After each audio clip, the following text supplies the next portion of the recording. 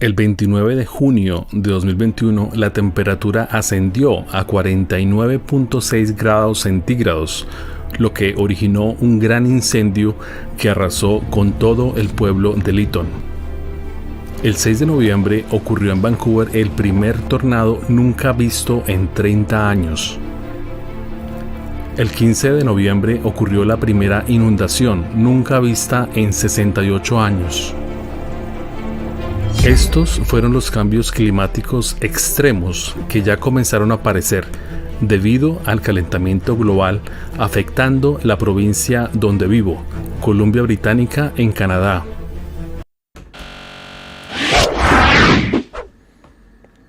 Hola a todos, buenas noches aquí en Vancouver, British Colombia. Ya son las 1:08 de la mañana. En Bogotá ya son las 4 de la mañana, 4:08 de la mañana. Y pues quise conectarme a esta hora porque realmente es urgente. Todos los efectos, o sea, el título de hoy pues es urgente, ya están aquí. Se refiere a que ya están aquí los efectos de toda esa contaminación ambiental, los efectos de el calentamiento global. Y por eso es importante visualizar este problema. Porque ya, digamos, sobre todo en los sitios donde hay un clima más extremo, se ve más rápidamente lo que está pasando. Y el caso de Canadá es así.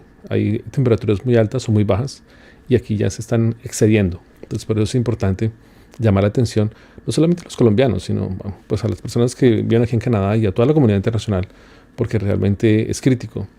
Entonces, por eso quise tomar el tiempo hoy para mostrarles todos los videos que han pasado sobre el tema de, en el caso de incendios, en el caso del tornado, que por primera vez un tornado, o sea, en 30 años no pasaba. El caso también de la inundación, que no pasaba en 68 años, así de la forma como pasó, ¿no? De una forma exagerada y grande. Y también lo que ha pasado, lo que publicaron esta noche, porque hay una orden de evacuar una zona específica en Abbotsford, en British Columbia, Canadá. Entonces dije que era prudente era avisarles porque yo sé que hay colombianos que viven allá en Abbotsford. Entonces, aquí entonces voy a transmitirles 4 videos. El primero sobre el fuego dura 2 minutos 38. Sobre el tornado dura 7:52, 7 minutos 52 segundos. El de inundaciones dura 25 minutos, 25:57. Y la última información que han dado los noticieros aquí locales dura 23 minutos 42. Entonces va a comenzar con el primero, que es básicamente cómo se explica todo ese tema. Van a ver imágenes impactantes sobre cómo ocurrió el tema del incendio basado en esa alta temperatura que llegó hasta 50 y hasta 59, que les dije. Sí, la temperatura fue altísima, altísima, altísima. Por ejemplo, en este caso llegó a 49.6 grados centígrados, imagínense. 49.6 grados centígrados, eso es súper caliente. Y pues eso pasó en Lytton, que es un sitio cercano a Vancouver. Pero también queda, pues, o sea, todo esto pasa en British Columbia, ¿sí? Entonces es impactante todo esto porque el primer evento pasó el 30 de junio de este año. Luego noviembre 6, ¿sí? O sea, hace 2 semanas. Luego noviembre 15, hace poquito. Y todo está pasando de una forma extraordinaria. Cosas que no se han visto nunca aquí en Canadá. Y pues es extraño. O sea, un tornado nunca se había visto, menos en Vancouver. O sea, eso nunca. Entonces, por eso es importante mostrarles a todos ustedes estos videos. Entonces, arranquemos con el video sobre el incendio y la elevación máxima de la temperatura que estuvo por los 49 grados, 49.6 grados centígrados aquí en British Columbia, Canadá. Entonces, aquí les dejo entonces este video para que lo vean sobre el incendio. Es el número 1, son 4 videos. Entonces, arranquemos con el primero. Ahí va.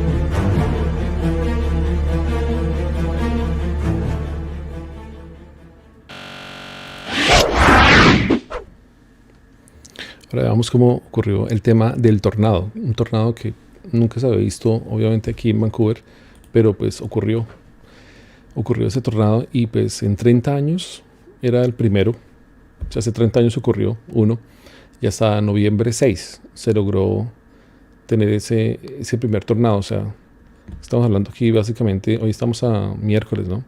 Noviembre 6 era el sábado antepasado. El sábado antepasado estamos a noviembre 6. Entonces todo ocurre como con esta época, ¿no?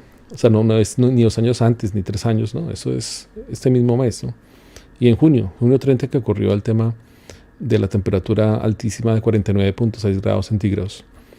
Que fue un récord en Canadá, nunca se había visto esa temperatura tan alta.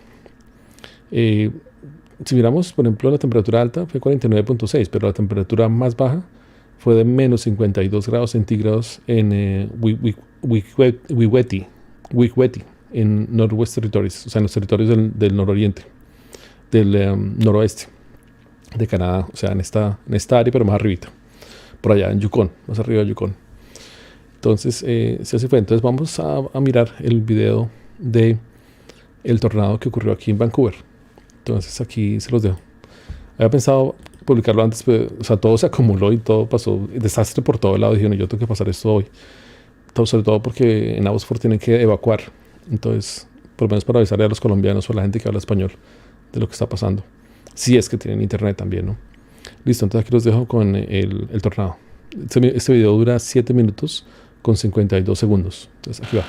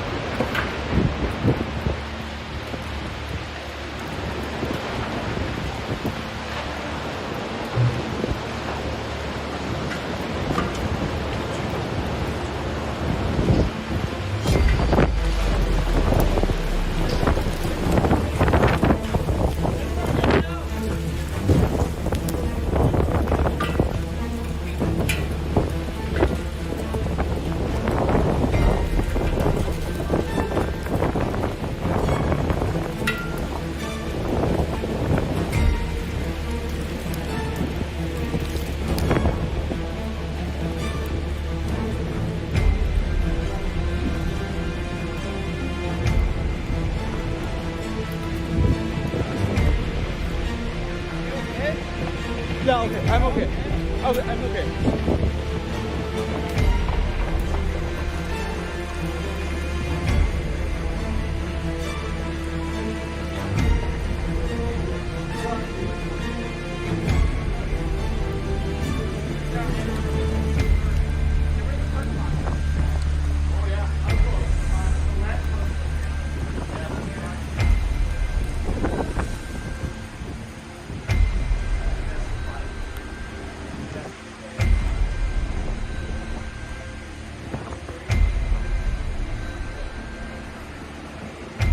Oh my god, it's crazy.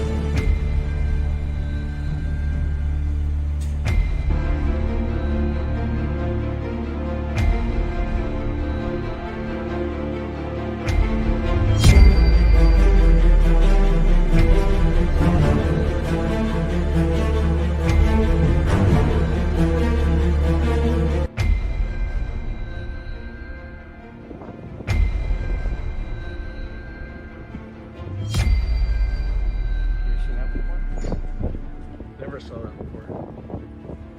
Pretty wild. It's a tornado.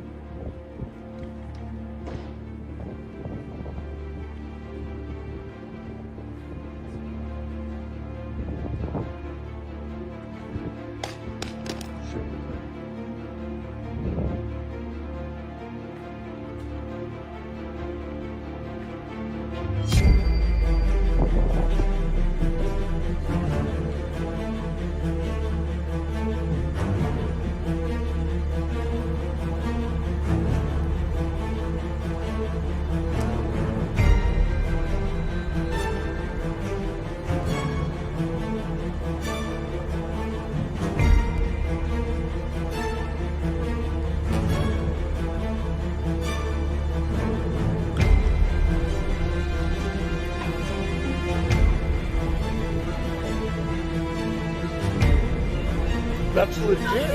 That's legit.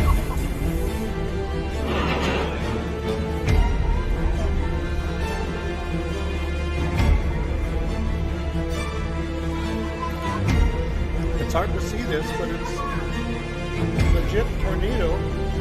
But I'm filming through 2 windows.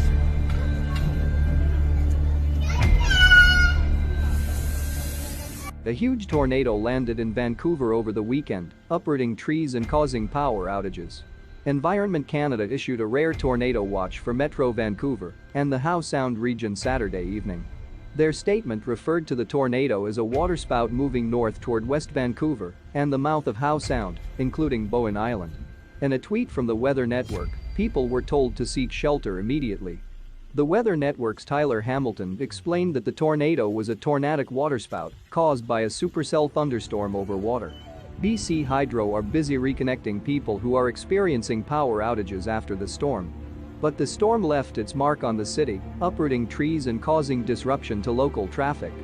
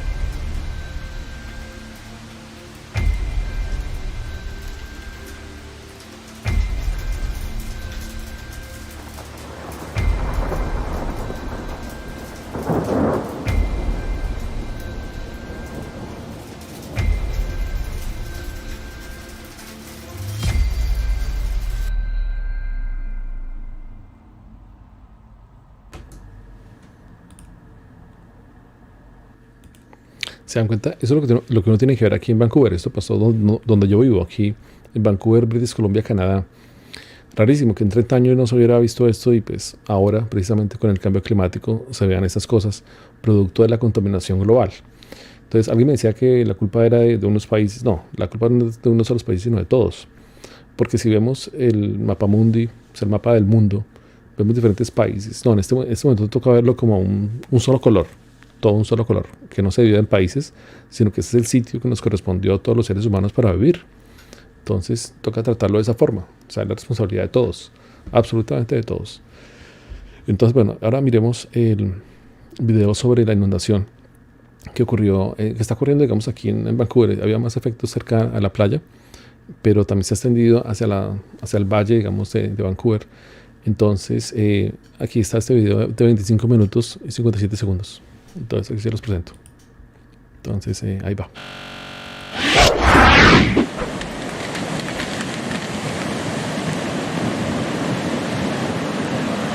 River or this bridge. Look at this bridge. Look at this bridge.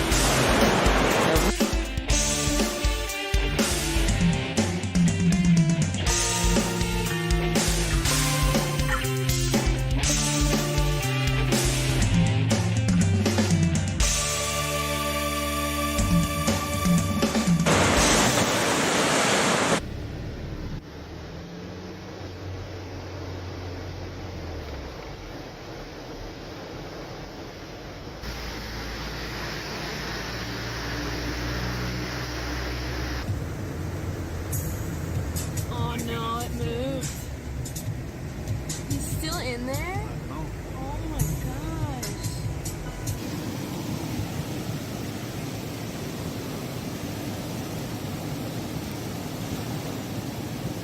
I don't see anybody in there. No. It's really high though, like holy. This is the Carolyn Mines area. Looks like the helicopters are rescuing people. Hey Jared, tell us what's going on here. Bridge is gone. Lots of helicopters. Where are we? We're just before Carolyn Mines. And this is the Coquihalla River. We don't want to get too close to this edge here. There's the helicopters.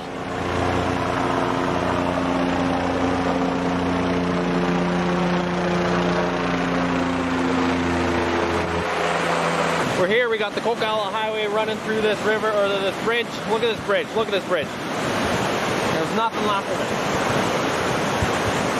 You can see the river's eating away right at the foundation there, so I'm not sure how long until that whole thing passes too. We got helicopters that are evacuating people on the other side of this bridge. We're taking people out, talking to Hope. Yeah, because there's probably hundreds of people stranded up there. And the river is just cut a holding channel here, right next to the highway. All right, let's go up to the exit and see what we can see.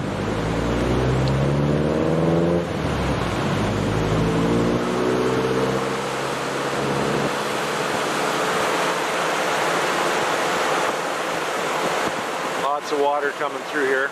Water finding a new way.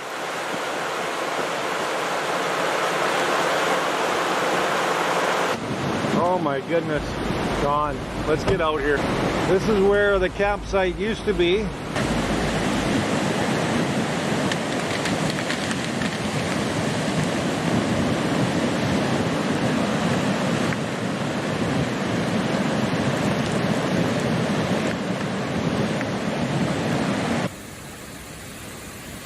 This is heading towards Hope.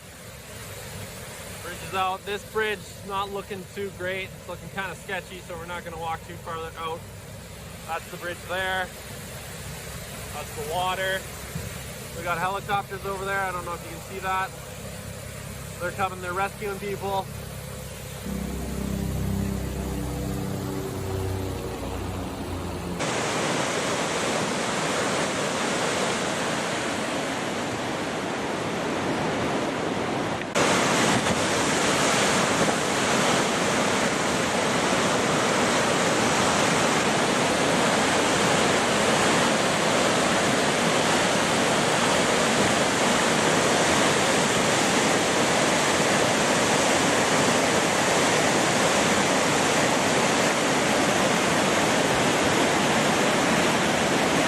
Okay, we're at our gate here.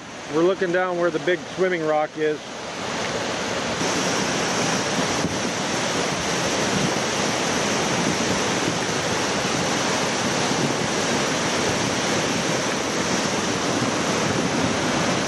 Lots of debris coming down the river.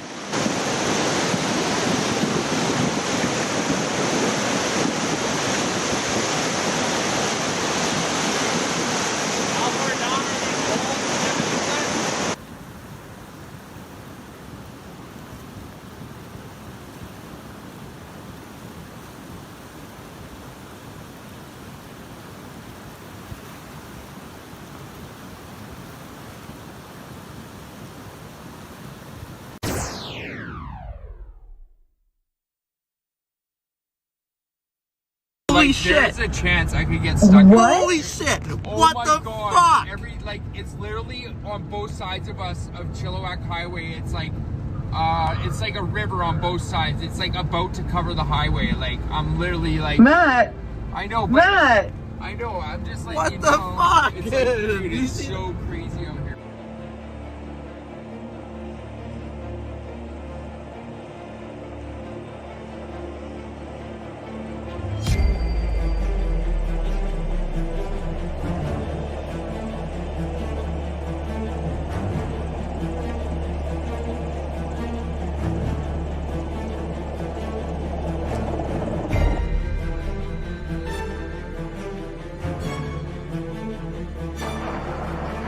There's stuff blowing off this roof too. Oh wow. Oh my God, that's lawn chairs. That's big heavy stuff. Whoa.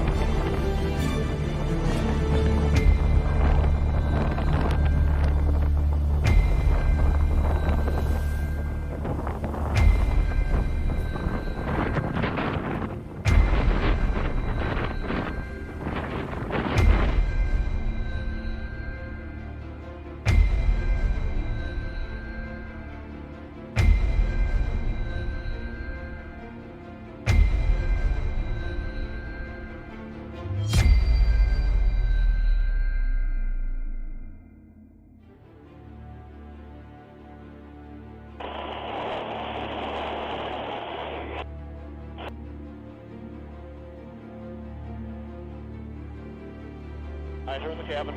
Roger. I'm going to talk to Fire Command real quick. Roger.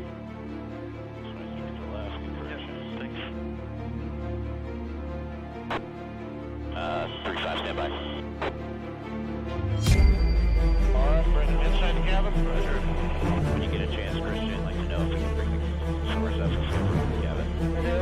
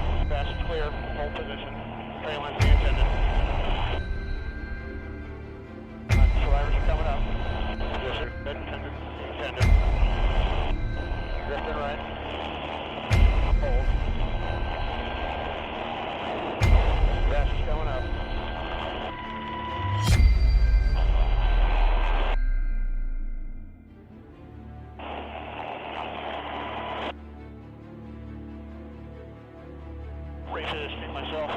Roger. Alright, they are inside the cabin, repositioning. Roger. I got another...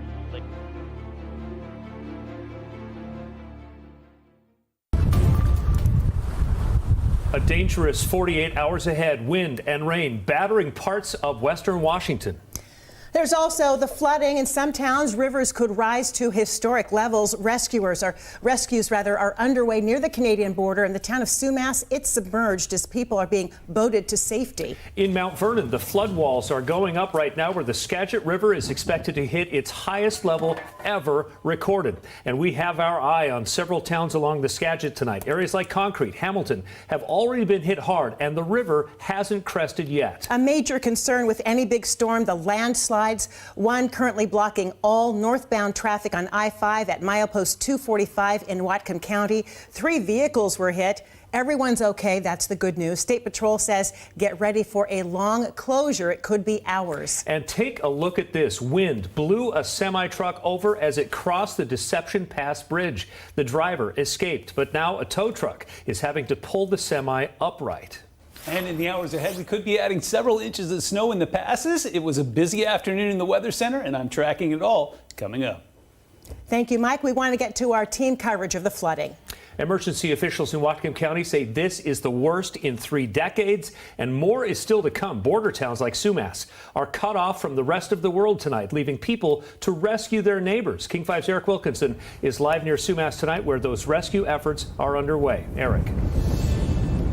Mark, this farmland here completely flooded, washing out one of the main roads in and out of Sumas, and they're not enough rescue personnel to get in and get those folks out of there. So the call has gone out for people to bring their own personal boats. Here, this is someone's tractor behind us that's all lit up. They've been making passes back and forth to try to ferry people out of there. We've seen a few dozen people come out, folks out here just taking matters into their own hands. With city and county rescue crews inundated with calls for help, neighbors are forced to take their fishing boats out and troll for people.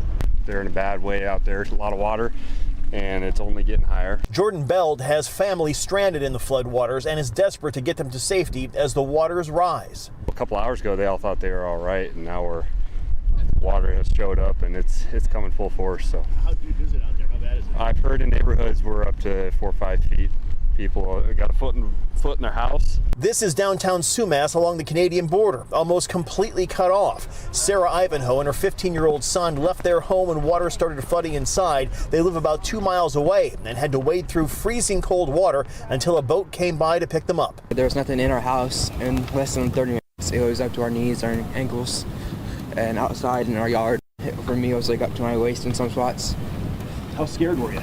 Terrified. It's bad. It's pretty deep. It's fast.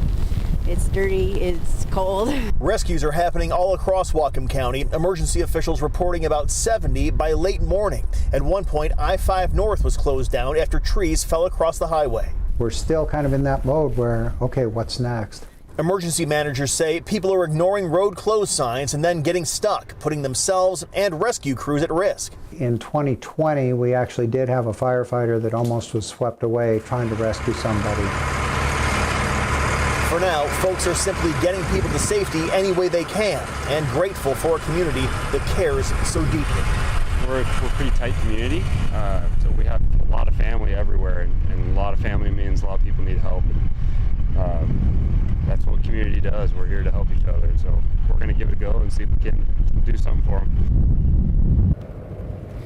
Back live now, you can see some folks have lit a fire here to try to keep warm. It is getting very, very cold out here. We have a bit of good news to report. We are told so far there haven't been any serious injuries here in Whatcom County anyway in terms of this storm. We are told, however, that there are at least 300 people in various shelters across Whatcom County.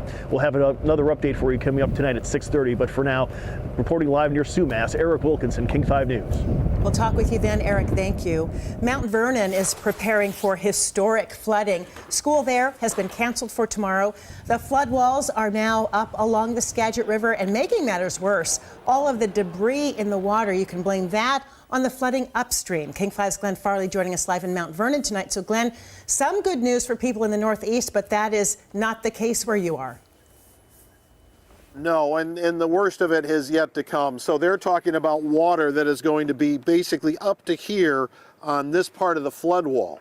But if it keeps going up, it may be on the other side of this. The swollen Skagit River leaves no doubt. It's coming. All day, it's been busy on the Mount Vernon waterfront, putting up a flood wall that will receive its first real test. If the river were to get to about 38 feet, it would be about flush with the top of the wall. And so, you know, right now the prediction of 37.6 has us thinking maybe we should add the extra 3 feet as a precaution. Peter Donovan is with the mayor's office here. A lifelong resident, he remembers how it used to be. I can remember sandbagging on the levee in 1990 and 1995, around those years. Also sandbagging here at downtown in 2003. The city finished this wall in 2017. Normally it's brick and concrete, help enhance a walk along the river. But make no mistake, when the Skagit threatens, the walkways are plugged and braced and the wall raised higher. And when those extra slats go in, we're covered to 41 feet. For me on occasion, and they said they would break school and come and sandbag the river. Earlier, amidst the wind and rain, I met downtown building owner Steve Cohan. Rain's notwithstanding, you glad this flood wall is here? It's not that old. Oh, very much glad. When we bought the building, they had not quite finished this, and then they did, and my insurance went way down. The river and the wall are a tourist attraction even in the middle of a storm. After all, history may well be made here tomorrow. But yeah. Look at some of those logs. I mean, that's a power, and the force of the water is amazing. Linda and Jim Patterson. This is quite an improvement. Yeah, and here it is. So again, tomorrow is probably going to be its first big test. It's had some low-level flooding up against it before. At 9 o'clock, the Division Street Bridge is expected to be closed when the water level reaches 35 feet. That's a precaution. Also, they're asking people in western Mount Vernon to voluntarily evacuate. They have a center set up for them that the Red Cross is operating. That is the Bethany Covenant Church. That opens for those folks in about an hour. Live in Mount Vernon, Glenn Farley, King 5 News. Glenn, thanks so much. Now in the tiny town of Hamilton, people were told to evacuate overnight. City crews have piled up a wall of sandbags. We even spotted a boat on the flooded roadways helping to get people to safety. Flood sirens in the area have gone off at least twice.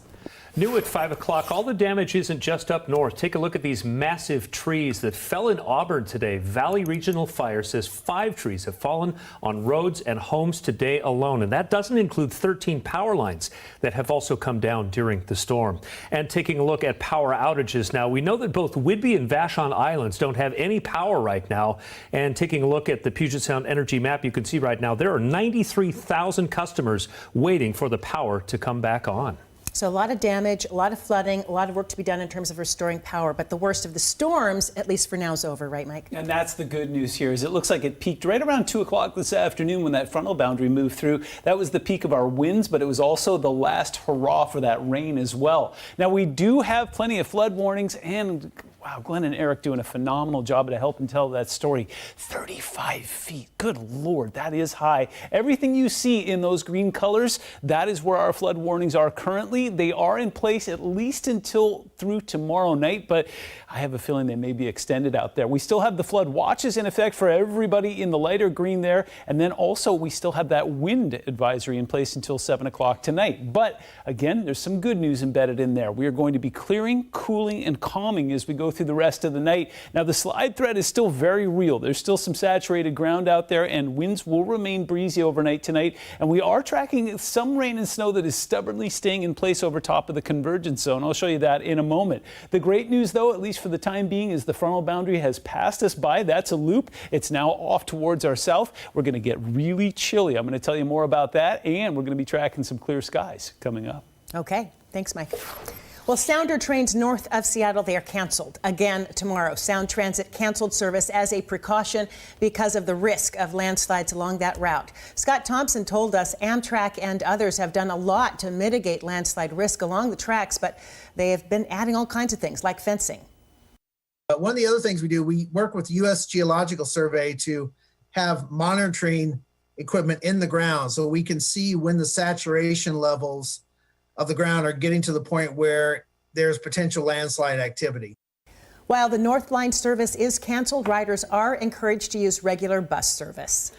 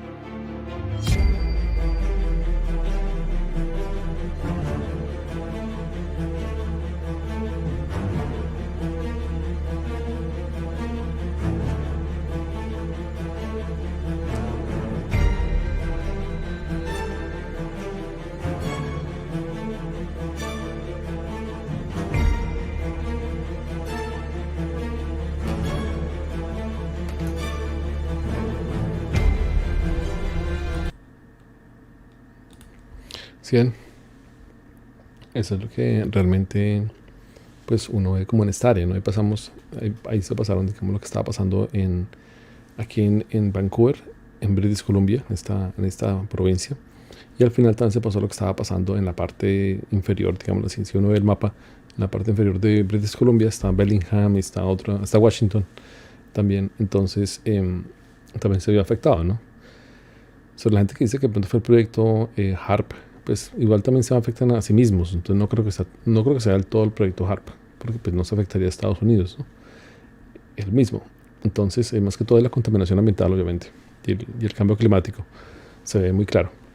Entonces, ahora les muestro lo que ha pasado en la última hora con respecto a estos inundaciones. Este video dura 23 minutos y 42 segundos. Entonces, aquí se los dejo. Evacuation remains unaffected Abbotsford tonight as the torrential rain turned parts of that area into a flood zone, shutting down Highway 1 and leaving people in need of rescue. CTV's Michelle Bernero is live in Abbotsford with more on the situation there tonight. Michelle. Yeah, rescues have been ongoing today. Now, behind me is a park, but if you can see the light reflecting off the water, this park looks more like a lake. The water swallowing up this park as it has so much of Sumas Prairie. About 1,100 homes evacuated, and this isn't over yet. It's hard to believe the farms, the homes, the properties, the livelihoods, all underwater. Sumas Prairie not looking like farmland, but like a massive lake. Those forced to flee stunned by how fast it all unfolded. Within 2 hours, we went from water coming around the house to, 2 feet of water surrounding everything. We were trying to keep things together, but within minutes, everything just began up and floating away. This is the overpass at Whatcom now. Last night, this is what it looked like. Cars submerged as roads turned into waterways.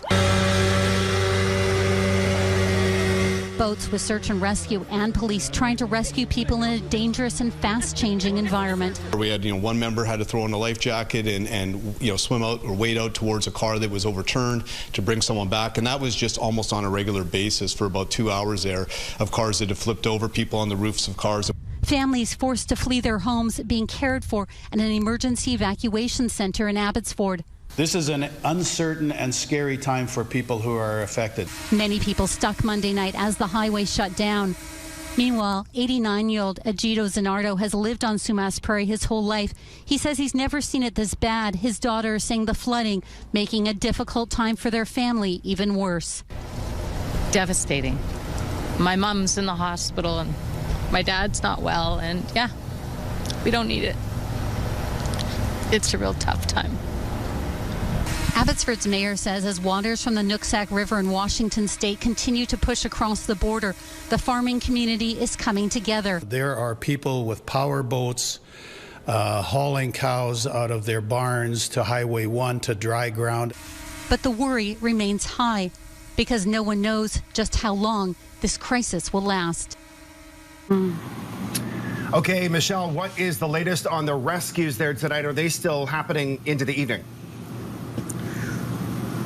Well, we know that late this afternoon, early this evening, there was a rescue that took place. And, a really frightening situation for these people. I just spoke a short time ago with a woman. She is a senior. She lives in the Whatcom Road area of Sumas Prairie with her husband, who is in his 80s. When the evacuation order came down last night, she says it was already the water too high for them to be able to escape on their own. She says they've been trying to get rescued ever since. She said boats tried to get to them, but the current was too swift. A helicopter tried to get to them, couldn't get to them. Late this afternoon, a boat was able to get to them. She says it took more than an hour to get them through the water and to safety. They're at the evacuation center tonight. They are safe. They are grateful to be out, worried about their animals, worried about what tomorrow holds, but grateful that they are out of there. Scott? Good evening. We have extensive coverage on the landslides and flooding tonight. A lot of information to get to, but we start with the confirmation of one person killed in a mudslide with 2 people still unaccounted for. This happened on Highway 99 between Pemberton and Lillooet. Shannon Patterson has more on the death and a couple who barely escaped that slide caused by the storm of the century. It was really scary. The photos on their phone, a reminder of how close Melissa and Dave Medeiros came to being swallowed up in a massive mudslide south of Lillooet. It was really surreal. Kind of feels like describing a movie at this point. It doesn't really feel like describing real life. The Vancouver couple was heading home from Kamloops Monday afternoon. Every route was closed except for Highway 99.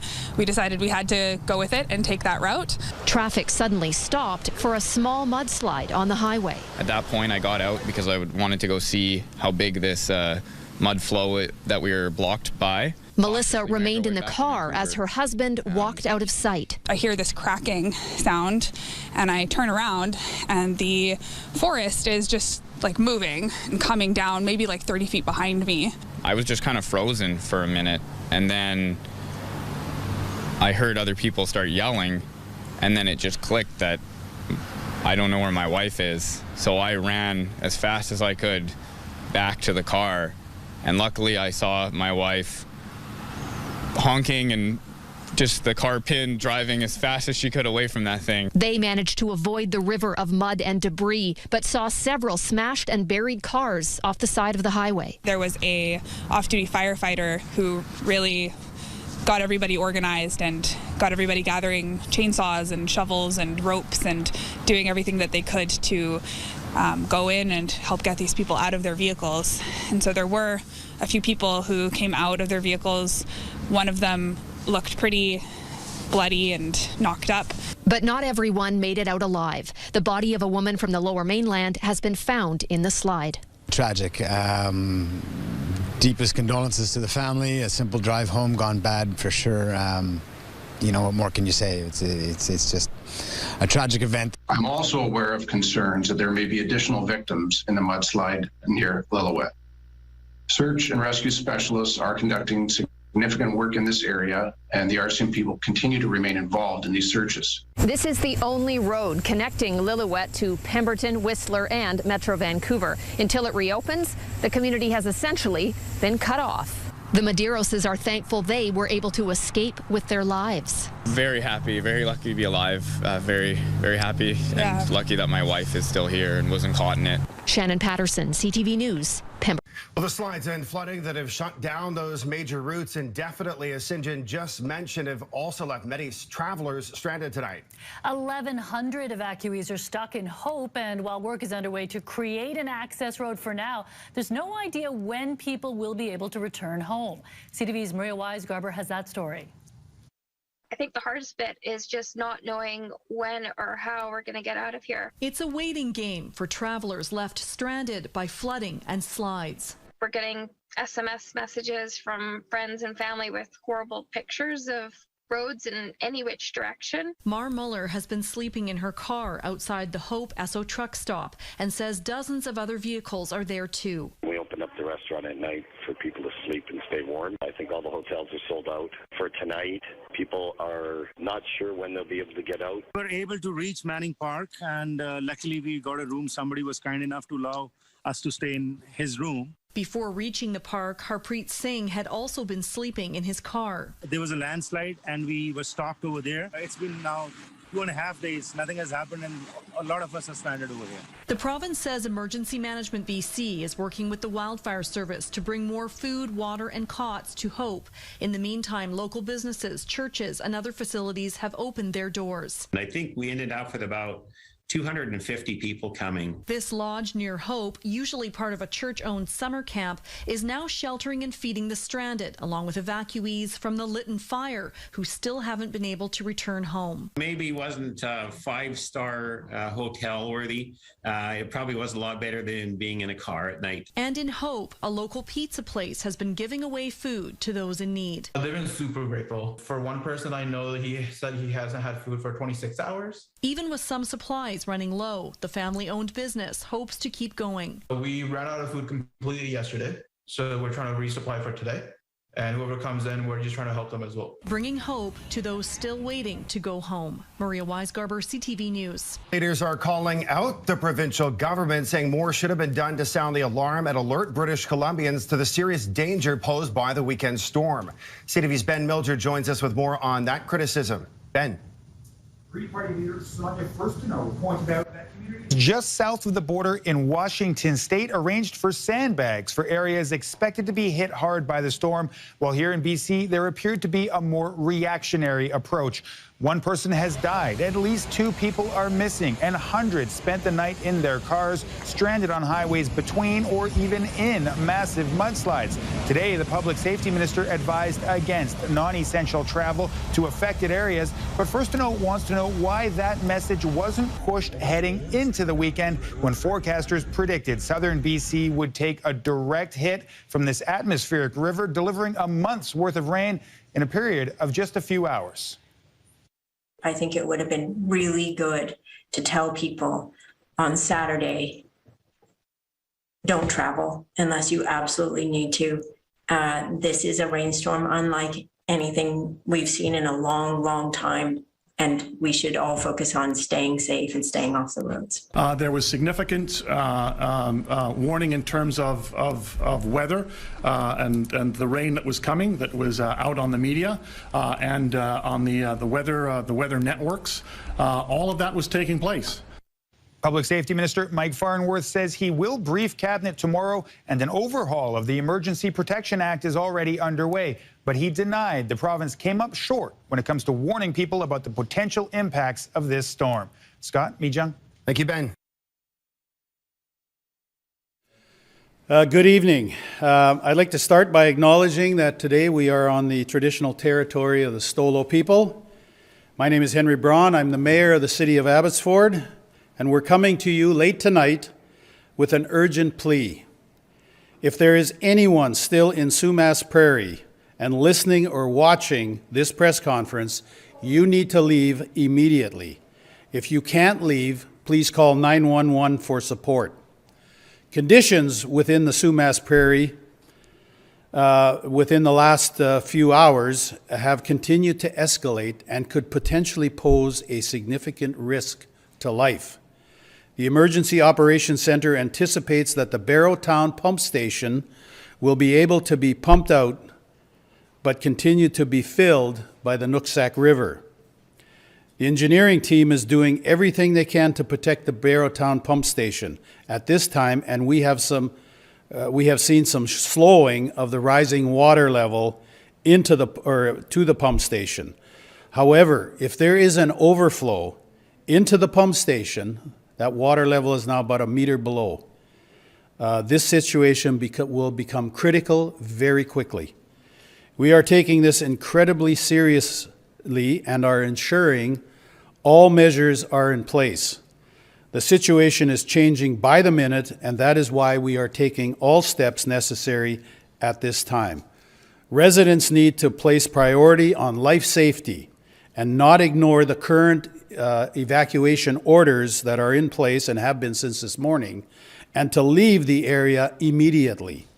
Residents that can't evacuate safely are requested again to call 911 and report their location immediately. So I will now turn it over to Chief Lee and Chief Sear, and then we'll answer any questions that you have at the end. Good evening, everybody. Just wanted to brief you up on the plan at the Barrowtown lift station. So currently, Abbotsford Fire and Rescue Service is in unified command with the City of Chilliwack at the site. They're working with the Chilliwack Public Works Department, several contractors, and the general plan is to construct or improve a sandbag wall around the Barrowtown pump station to buy time for that water to accumulate and then be pumped out. We're also looking at the possibility of airlifting some additional pumps in tonight, and if that's not possible, we'll look at doing that again tomorrow. The rescue assets we have staged on both the far east side of the incident and the far west side of the incident remain in place from today, and in fact, we're looking at adding swiftwater rescue type resources to both sides overnight. Probably just logistically, it's easier to add assets to the west side, and they're being staged so that they're ready to go in case the situation gets worse. For tomorrow, because we can't fly hoist and longline machines or helicopters at night, we're looking at adding additional rescue assets. We used them throughout the day today, and due to the seriousness of the situation in the area east of the Sumas River, we're looking at bringing on additional helicopters to augment that rescue capability. The type of that swiftwater rescue work and stillwater rescue work is incredibly hazardous for responders, and especially when they're not only in the water, but it's very dangerous for the pilots who run the machines. And so if you can get out safely tonight, we'd ask that you do so, and you'd be directed out on the east side by Chilliwack RCMP, and they direct you to the reception center accordingly. Thank you very much. Thank you, Chief Lee. Yeah, we put this alert out today. Just this is very critical. If we lose that pump station, as you heard, what a critical piece of infrastructure that is. We still have many people that we need to evacuate from that area. We've reached out to provincial, federal resources to help support us. We have search and rescue resources coming in from across the Lower Mainland to help us. This is primarily a water rescue. You know, and we're monitoring it. It, like we said, it is changing literally by the minute. We have engineers that we're assessing the, you know, the pumps all the time. As we said, we have a lot of room still at the Tradex to house people who need that housing. But and our ECOM center, 911, is receiving multiple calls, and we're getting to all the people as fast as we can to support them and support their families. So again, we're asking you, this order's been out for a while, but now we're really stressing to you how critical it is that we get you out of this area, because if we lose one of those pumps, or if we lose the pumps at that station, then we will see that water start to rise quicker, and it is going to take us a long time to get those resourced. So I will turn it back to Mayor Braun, and we can take your questions. Thank you. And I may have stumbled over one line earlier.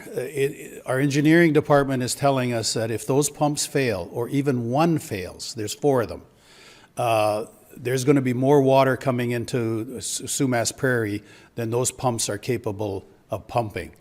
That's why the water continues, even at 4 pumps running full bore, the water has continued to rise.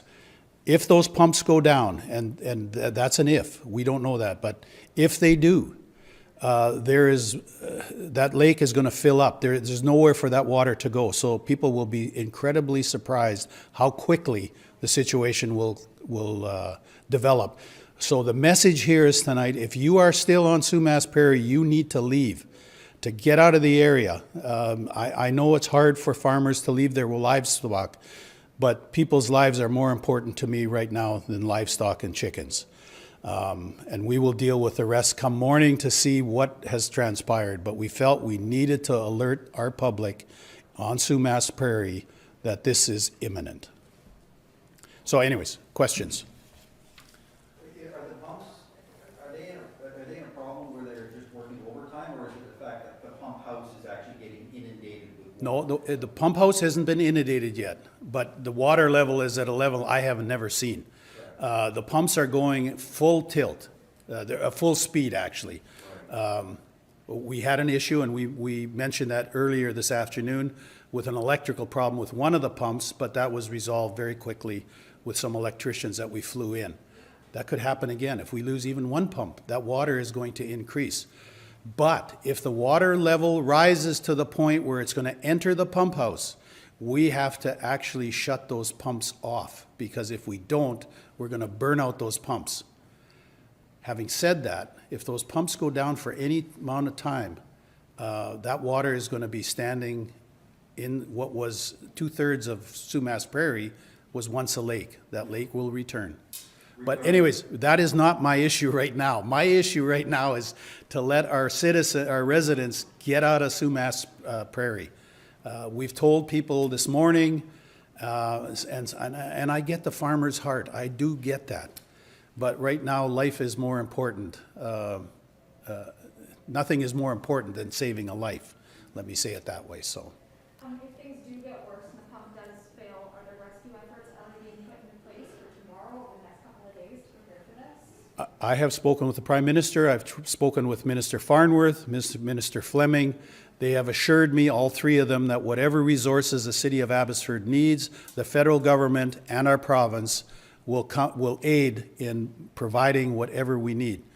We don't exactly know what we need. Chief Lee has talked about helicopters and other SARs are bringing in. I think there's 4 boats, 2 are en route, 2 more are coming. But we need some pumps. I mean, bigger pumps. Minister Farnworth, he told me that he thought that there was pumps coming from, some large pumps coming from Surrey. I said that was news to me, but I said we have a lot of staff. I don't pretend to know everything. I have a high-level overview of what's going on in our city. I don't get involved in the operations, but I said I will check with my staff, and I haven't done that yet, actually. Do you have a number of people that may be still residing at their homes? Do you have a figure? We have an estimate of roughly 200 properties, maybe 300 people, maybe a little more. Yes, sir. Yes, but that is a best guess. That's a very considerable amount of people. Yes. Evacuations are currently underway, so we're in the process. They will go through the night, and they will continue into the morning. And we're continuing to bring in more and more resources so we can get everyone from their homes into a safe place. So they will be going throughout the night. And as the mayor said, and Chief Lee, we're bringing in all resources, that we can to help support. But it is, like we said, primarily a water rescue. So that is certainly making this more challenging. And is that an issue in itself? If all of them came up right now and said we want out, if you have the ability to get 200-300 people out of there? Yeah, no, we have to prioritize. We certainly can't go and rescue 300 people just at once. But we are prioritizing. We are receiving the calls. We're keeping track of everybody, and we're working through it. There's going to be, like I said, please continue to monitor our social media, both the city and the Abbotsford Police Department, as well as if we do lose any of those pumps. We are prepared to put out through the province an emergency broadcast. We'll go through text messages on the cell phones for both Abbotsford and for parts of Chilliwack. So those are all in place. So like I said, our priority is working very hard to get people from the area, but also to maintain those pumps, as Mayor Braun said. That is critical. For those pumps, when they're operating at maximum efficiency, how much water are they moving? 30 cubic feet, is that something you guys know? Yes, I have a number for cubic meters per second, but I'm not sure that's going to mean much to 8 cubic meters, 8 cubic meters per second.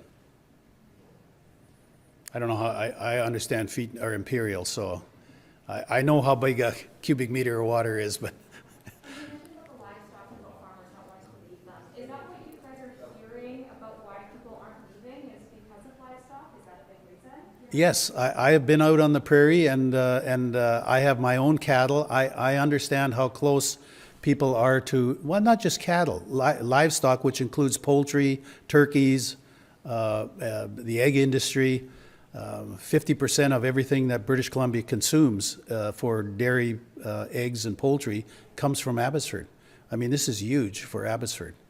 And they want to stay behind and protect what they have spent their whole life building. I get that. But nothing is worth your life. I'm speaking personally now. So I just implore anyone who is listening to this to please heed the evacuation order and leave tonight. Tomorrow morning may be too late. I can't predict the future, but we for sure have to plan for the worst. And right now, that's what we're doing. In a worst case scenario where that pump house is inundated and all 4 pumps go down, how deep could that water get in parts of the Sumas Prairie? I think the lake, from historical readings that I've had, I'd have to go and check. It probably won't be more than 10 feet deep. It was not a deep lake, but 10 feet of water over 2/3 of that prairie is a lot of acreage. I should know how many acres there are out there, or hectares, but I don't have that figure. But for those of you who have seen Sumas Prairie, it is a large tract of land. Anyone else? We're good? Well, thank you for coming out. I know it's late. I didn't expect to be here again this evening, but this is very important, so we thank you for joining us, and we'll continue to provide updates as they come in. So monitor our website and our social media channels, and we will try to get the information, we will get the information out as quickly as we have it. There's been chatter about the pumps not actually working. On social media, you can't believe everything you read, so please don't. Thank you. Eso es. Entonces, así de esa forma, pues ya vimos los 4 videos para que nos demos cuenta cómo se llamaba, como coloqué el título hoy, que ya, pues, urgente, ya están aquí los efectos de esa contaminación. Por eso vemos el cambio climático y todos los problemas, ¿no? Entonces es importante estar conscientes de eso, porque ya desde aquí lo estamos viendo muy de cerca. Entonces tiene que verse también muy de cerca también desde Colombia. Yo creo que también han cambiado cosas en Colombia que vale la pena mirar. Y eso es, pues, un llamado para todos, ¿no? La responsabilidad es de todos, no solamente de gobierno, sino de todo el mundo. Entonces, si hay un sitio donde hay mucho carro, pues ojalá la gente se concientice en utilizar más bicicletas, siempre y cuando hayan ciclovías, ¿no? O sea, también depende del gobierno. Es un trabajo conjunto, ¿no? Más que todo. Eso es. Entonces, quería comentarles aquí rápidamente el tema de las donaciones y agradecerles a todos y contarles de que lo que había prometido entregarles, que es mi foto firmada básicamente, lo voy a hacer apenas cierre esta página para que se complete. Voy a enviárselas a todos. Ya van 360 personas. 360 que les muestro. 360 personas donando 23 millones de pesos. La meta son 35. Y es alcanzado el 66%. O sea, eso traduce que sí se puede hacer donaciones y vacas en Colombia. Entonces ya casi. Ayúdenme a compartir esta información para que por lo menos se llegue a la mitad, que tampoco es mucho, ¿no? Pero igual las cosas son caras. Comprarlas aquí en Canadá, ¿no? Esta es una de las ciudades más costosas del mundo, básicamente. Eso es. Para los que se acuerdan de este video, ahí se los dejo. Durante el 2020 pusimos a temblar al narcoestado de Colombia en cabeza de Iván Duque y Álvaro Uribe Vélez. Hoy esas fuentes que nos ayudaron a revelar la verdad necesitan continuar viviendo seguras. Apoyamos esta causa, que es muy importante para evitar más asesinatos y para ir desarticulando al narcoestado. Es un tema de interés nacional y por eso su apoyo es súper importante. Alguien debe tener esta iniciativa y es lo que precisamente estoy haciendo, porque como exagente del CTI, de la Fiscalía General de la Nación de Colombia, exiliado en Canadá, conozco muy bien desde hace 18 años cómo los mismos siguen con las mismas, y esto tiene que parar de una vez por todas. Hoy es un buen día para ayudar porque realmente es urgente. Aquí lo puede hacer. Muchas gracias. Sí. Entonces, con la ayuda de todos, por lo menos se puede garantizar de que mi vida sea segura aquí en Canadá porque está peligrando. Entonces, de verdad, gracias a todas las personas que han donado y a los que quieren donar. Aquí estoy leyendo los comentarios de todos ustedes. De verdad, gracias por estar tan activos. Excelente. Ya respondió bastantes aquí mientras estamos viendo los videos. De verdad, muchas gracias por su asistencia y su participación en este video. Miremos, para los que no saben que tengo en este caso Discord, pues ya les había comentado algún día que este es mi Discord.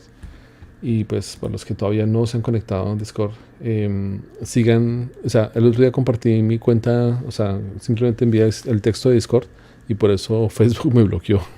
¿Qué tal? Eso sí fue madres. Entonces, o sea, vayan a mi cuenta de Twitter y la copian de ahí básicamente, para que no me bloqueen otra vez.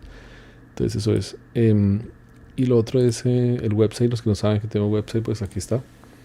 Ahí está hackersclave.com, ahí están todos los casos. Entonces para que lo visiten. Eso es. Listo. Entonces pues dejémoslo ahí por hoy. Ya va 1 hora y 13 minutos para que no quede tan largo también. Entonces nuevamente gracias a todos. Pongámonos la mano en el corazón de que realmente toca hacer algo por el mundo. O sea, en este caso desde sus casas. O sea, intente hacer menos basura. Intente no utilizar vehículos en la bicicleta. O sea, en lo posible, ¿no? No es que se vaya por allá no sé, desde Santa Librada hasta Cedritos en bicicleta. Tampoco, ¿no? O sea, toca tener ese sentido común también. Pero pues la idea es que o sea, que todos tengamos esta conciencia, ¿no? Para que algún día digamos que sí toca hacer algo, por lo menos estar de acuerdo en eso. Creo que ya Petro puede hacer una buena labor en ese sentido porque se ha hablado sobre el cambio climático. Hay pasos grandes que toca dar, ¿no? No todo llega como tan inmediato, pero lo importante es dar el primer paso. Eso es lo importante, dar el primer paso. Bueno, una feliz noche a todos. Ya son de las 2:21 de la mañana aquí en Colombia, o sea, las 5:29 de la mañana, para que vean que madrugué. Listo, pues ahora sí me voy a dormir. Un gran abrazo a todos. No olviden de ayudarme para completar ese 100% de las donaciones. Y sí, mucho ánimo, mucho ánimo. Para los que quieran el enlace para las donaciones, aquí se los paso por el chat. Ahí está. Entonces, quien quiera, bienvenidos. Ahorita ya vamos a llegar 66%. Ya pasamos 50% por lo menos, ¿no? Entonces ya está fácil. Y con ese dinero, pues obviamente me podrá asegurar, o sea, reforzar mi seguridad aquí en Canadá, que está grave, está complicado. Entonces, esa es la idea. Bueno, muchas gracias a todos, de verdad, nuevamente. nuevamente y nos vemos pues en la próxima, que va a estar muy bueno, de verdad. Bueno, hasta luego. Feliz noche. Gracias.